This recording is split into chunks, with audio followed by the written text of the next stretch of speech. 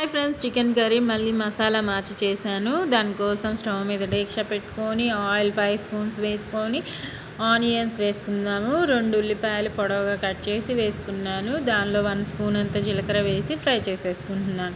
ఈలోపు మన masala powder mixie పట్టుకుంటున్నాను. ఈ మసాలా పౌడర్కి కావాలంటే మీరు ఫుల్ వీడియోలో చూడండి, అప్లోడ్ చేస్తున్నాను.